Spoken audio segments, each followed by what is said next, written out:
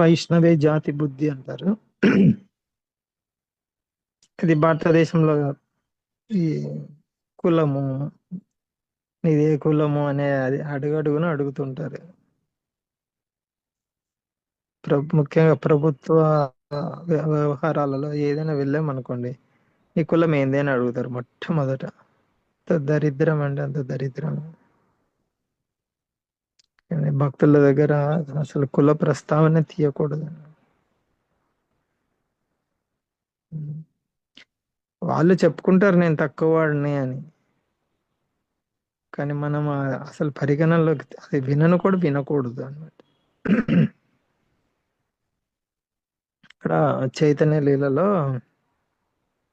జాడు ఠాకూర్ అని ఒక ఆయన, ఎవరికైనా గుర్తుందా? అంత్యలీలలో వస్తుంది.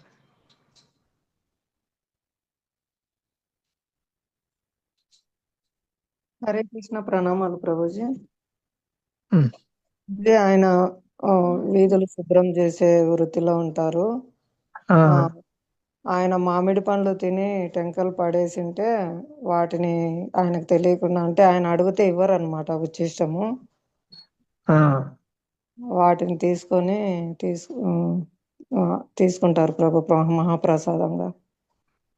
అవును. కాళిదాస్ అనే భక్తుడు, హరే కృష్ణ. ఆయన కాళిదాస్ అనే భక్తుడు ఏంటంటే భక్తుల యొక్క ఉచ్చిష్ట తీసుకోవడమే ఆయన ఆయన ప్రధాన సేవ అన్నమాట. ఈ భక్తుడు ఏ కులం నుంచి వచ్చాడు, ఏ మతం నుంచి వచ్చాడు, ఏ ప్రాంతం ఏమీ చూడడు. వైష్ణవ అంటే వైష్ణవ అంతే. అలా క్రమంలో ఆయన జాడు ఠాకూర్, అంటే జాడు అంటేనే చీపురు అని అర్థం. చీపురు తీసుకొని వీధులు శుభ్రం చేసే వ్యక్తి.